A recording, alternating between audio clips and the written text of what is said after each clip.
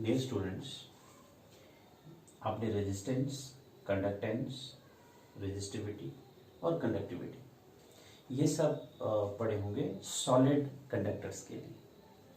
तो हम इस वीडियो में इनको डिस्कस करेंगे लिक्विड सॉल्यूशंस के लिए, यानी इलेक्ट्रोलाइटिक सॉल्यूशंस के लिए। ठीक है, चलिए देखिए, रेजिस्टेंस जो है वो आपको पता है क्या होता है। Obstruction to the flow of current. Obstruction कि करंट की फ्लो में जो रुकावट पैदा होती है किसी कंडक्टर के अंदर, उसको हम क्या कहते हैं, रेजिस्टेंस। ठीक है, अच्छा, और रेजिस्टेंस का जो उल्टा है बच्चों, यानी उसका ऑपोजिट जो है वो होती है कंडक्टेंस। कंडक्टेंस क्या होती है? Ease with which electric current can flow through a conductor.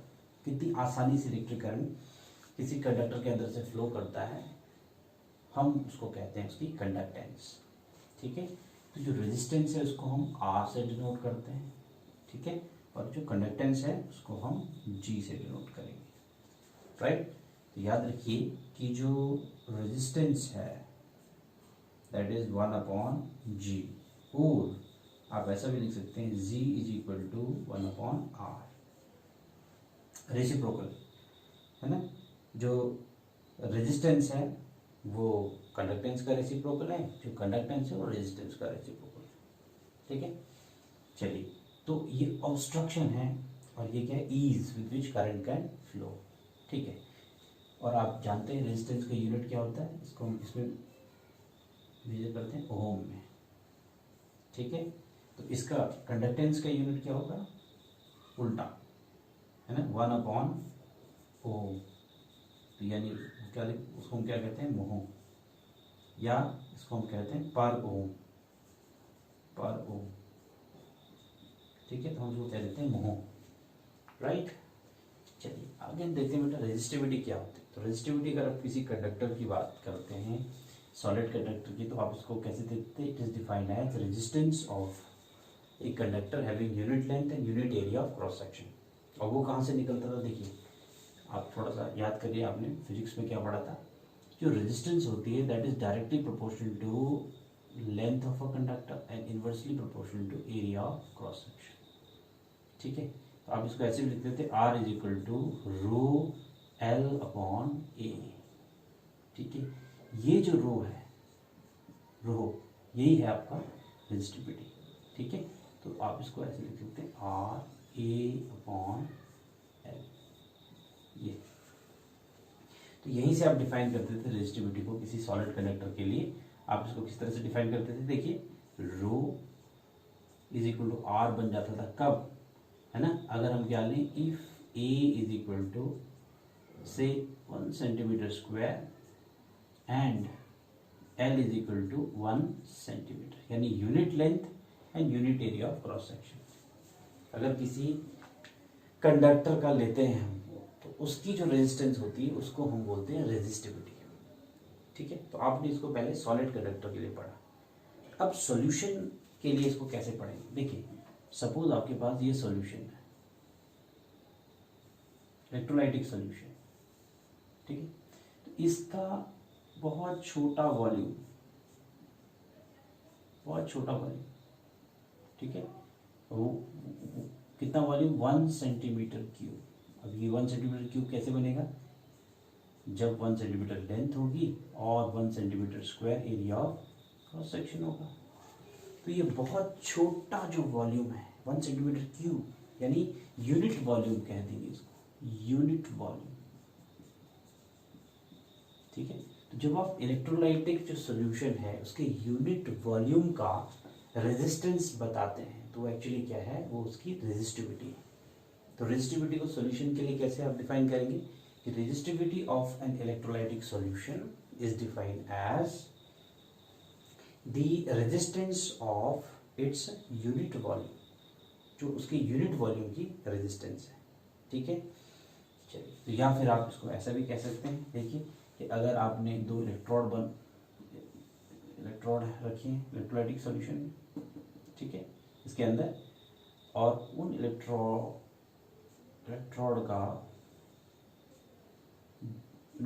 का एरिया ऑफ क्रॉस सेक्शन जो है ये बहुत बहुत छोटा पार्ट लेंगे हम इलेक्ट्रोड्स को, वो जो एरिया है ये है 1 सेंटीमीटर स्क्वायर और इनके बीच का जो लेंथ है ये है 1 सेंटीमीटर, 1 सेंटीमीटर। और ये जो छोटा सा, अगर आप इसको जोड़ेंगे तो बहुत छोटा वॉल्यूम बनेगा, ये वॉल्यूम, ये जो वॉल्यूम है,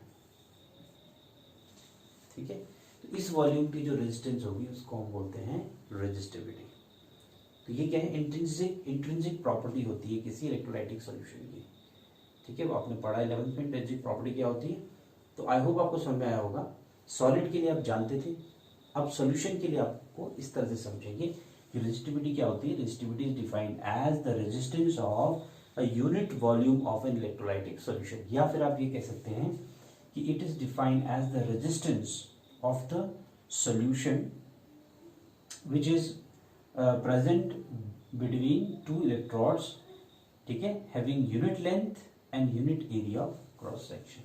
दो इलेक्ट्रोड के बीच में जिसका यूनिट लेंथ है, unit area of cross section, उन दोनों के बीच प्रेजेंट है, ठीक है। इस तरीके से आप इसको दे सकते हैं। तो आई होप रेजिस्टिविटी आपको समझ में आया होगा। रेजिस्टिविटी जो है इसका यूनिट कैसे निकालेंगे आप रेजिस्टिविटी का। तो रेजिस्टिविटी क्या होती है, रो आर ए अपॉन एल, ठीक है। तो आपको पता है जो रेजिस्टेंस है उसका यूनिट क्या होता है, ओम। एरिया का अगर आप सेंटीमीटर में ले रहे हैं, ठीक है, तो होगा सेंटीमीटर स्क्वायर और लेंथ का सेंटीमीटर, तो क्या हो जाएगा, ओम सेंटीमीटर, ठीक है। और अगर एसआई यूनिट में लेंगे, एसआई यूनिट में लेंगे तो फिर क्या होगा, एसआई यूनिट में रो का जो यूनिट है रेजिस्टिविटी का वो क्या आएगा, आप इसको उल्टा कर लीजिए, इसको जो है मीटर में कन्वर्ट कर देंगे, तो ओम मीटर सर, क्योंकि एसआई सिस्टम में लेंथ को मीटर में मेजर करते हैं, तो ये आ गया यूनिट ऑफ रेजिस्टिविटी, ठीक है। याद रखना है रेजिस्टिविटी का यूनिट क्या है, ओम मीटर। अब हम देखते हैं कंडक्टिविटी क्या होती है। तो कंडक्टिविटी क्या होती है बच्चों, रेजिस्टिविटी का उल्टा। कंडक्टिविटी को आप जो है वो ग्रीक लेटर कापा से डिनोट करते हैं, कापा, ठीक है। और ये क्या होती है, रेजिस्टिविटी का उल्टा, रेसिप्रोकल ऑफ रेजिस्टिविटी। यानी कंडक्टिविटी क्या होगी, conductance of unit volume of a solution, ठीक है। और conductance of a solution which is kept between two electrodes which are separated by unit distance and which have area of cross section 1 centimeter square. I mean the area which is in contact with the solution, वो कितना 1 centimeter square area of cross section है। तो बिल्कुल conductivity जो है वो resistivity का उल्टा है। That's it. That's why kappa is equal to 1/ρ। तो कंडक्टिविटी क्या है, मैं दोबारा बता रहा हूँ आपको, it is conductance of unit volume of the solution. पूरा सॉल्यूशन का जो वॉल्यूम है उसका यूनिट जो वॉल्यूम है, मतलब 1 सेंटीमीटर क्यूब, तो 1 सेंटीमीटर क्यूब जो वॉल्यूम है सॉल्यूशन का, उसका जो कंडक्टेंस होगी उसी को हम बोलते हैं कंडक्टिविटी, ठीक है। तो आप इसको इस तरीके से भी समझ सकते हैं और इलेक्ट्रॉड्स की टर्म्स में भी आप समझ सकते हैं। Copper is equal 1/ρ। अब इसकी यूनिट फाइंड करने की कोशिश करते हैं। देखिए, तो आप इसको उल्टा कर दीजिए, तो कापा का यूनिट क्या होगा, यूनिट कापा का यूनिट अगर आप वो वाला देखें तो उल्टा जब करेंगे तो हो जाएगा पर ओम पर सेंटीमीटर, या फिर आप इसको लिख सकते हैं मोहो उल्टा कर दिया आपने, यहाँ देखा था है ना, मोहो पर सेंटीमीटर ये यूनिट होगा। अगर एसआई सिस्टम में इसका यूनिट देखेंगे तो क्या होगा बच्चों, एसआई सिस्टम में मोहो, ठीक है, मोहो पर मीटर होगा, पर मीटर। अच्छा, एक चीज और याद रखिए, ये मोहो को हम साइमन भी बोलते हैं, तो यहाँ पे आप साइमन्स पर सेंटीमीटर लिख सकते हैं, या फिर यहाँ पे आप साइमन्स पर मीटर लिख सकते हैं, ठीक है। ध्यान दीजिए, साइमन्स पर सेंटीमीटर भी यूनिट हो सकता है, और एसआई जो यूनिट होगा वो होगा साइमन्स पर मीटर। तो ये थी कंडक्टिविटी क्या है। अब पढ़ते हैं मोलर कंडक्टिविटी किसको कहते हैं, मोलर कंडक्टिविटी, ठीक है, उसको थोड़ा सा डिटेल में समझेंगे आप।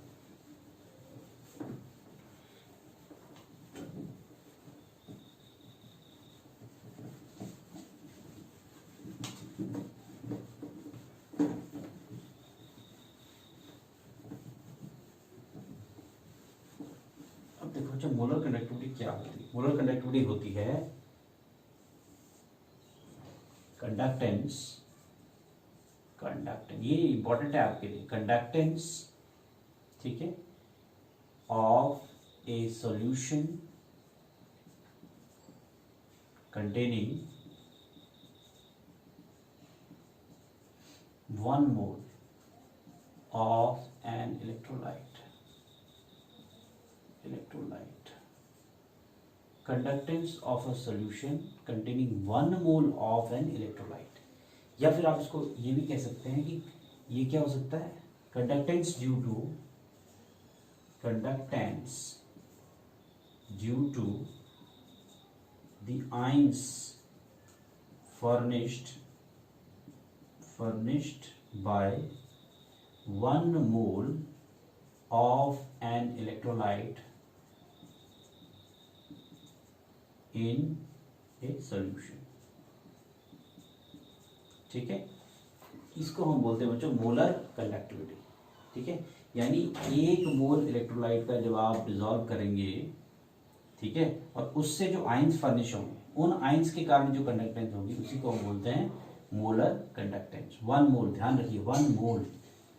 ठीक है, तो मोलर कंडक्टिविटी जो है इसको आप किससे डिनोट करते हैं? इसको आप डिनोट करते हैं जो लैम्डा सबस्क्रिप्ट एम से, है ना, मोलर कंडक्टिविटी। अब मोलर कंडक्टिविटी जो है उस लैम्डा एम वो कापा के साथ कैसे रिलेटेड है, देखिए कापा अपॉन सी, और आप इसको ऐसे भी लिख सकते हैं lambda M is equal to kappa into 1000 upon M, 1000 upon M. अब यहाँ पे सी क्या है, मोलैरिटी, मोल्स पर लीटर। तो ये रिलेशनशिप है, इस रिलेशनशिप को आप समझने की कोशिश करेंगे कि रिलेशनशिप कैसे है। देखिए आप क्या करेंगे कि ये 2 इलेक्ट्रोड्स ले लीजिए, ठीक है। अब मान लेते हैं कि इन इलेक्ट्रोड्स, ध्यान से समझना इस बात, इनका जो एरिया ऑफ क्रॉस सेक्शन है वो कितना है, 1 सेंटीमीटर। बिगनिंग में एक बेस पे ले रहे हैं पहले हम सोल्यूशन, ठीक है, ये देखिए, ठीक है। अब ध्यान से देखेंगे, बिगनिंग में हमने क्या लिए कि 2 इलेक्ट्रोड ले लिए सपोज, तो उसमें ये जो छोटा सा पार्ट पहले नीचे का, क्योंकि हम यहाँ पे क्या ले रहे हैं 1 सेंटीमीटर क्यूब वॉल्यूम ले रहे हैं पहले बिगनिंग, ठीक है। तो मतलब इसमें लेंथ जो होगी 1 सेंटीमीटर, यानी जो 2 इलेक्ट्रोड हैं they are separated by 1 centimetre, और एरिया ऑफ क्रॉस सेक्शन क्या होगा 1 सेंटीमीटर स्क्वायर, यानी हम पहले एक बहुत छोटा वॉल्यूम ले रहे हैं, यूनिट वॉल्यूम 2 इलेक्ट्रोड के बीच का, ठीक है। तो मान लेते हैं कि इसमें कोई सॉल्यूशन है, इसमें, और सॉल्यूशन का इसमें क्या है 1 मोल है, सॉरी कोई सॉल्यूशन है और सॉल्यूशन में क्या है इलेक्ट्रोलाइट का 1 मोल है, इलेक्ट्रोलाइट का 1 मोल है सॉल्यूशन, ध्यान दीजिए। तो अब ध्यान से देखना, हम यहाँ पर क्या लिख सकते हैं रिलेशनशिप। अब यहाँ पे जो कंडक्टेंस है बच्चों जी, वो किसके बराबर है, कापा के बराबर, है ना, और ये दोनों किसके बराबर है, लैम्डा एम के बराबर। ऐसा क्यों, ध्यान से देखिए, जो यहाँ पे जी है ना, वो कंडक्टेंस है, कापा जो है वो कंडक्टिविटी, ऑफ कोर्स यहाँ पे जो कंडक्टेंस है वो कंडक्टिविटी है, बिकॉज हम यहाँ पे कंडक्टेंस फाइंड कर रहे हैं यूनिट क्यूब ऑफ, है ना, तो सॉल्यूशन, तो यूनिट क्यूब ऑफ सॉल्यूशन हमने लिया हुआ है, तो यानी जी कापा के बराबर है और लैम्डा एम के भी बराबर है, क्यों, क्योंकि यहाँ पे 1 मोल इलेक्ट्रोलाइट का लिया गया है, ठीक है। चलिए अब ये तीनों बराबर है।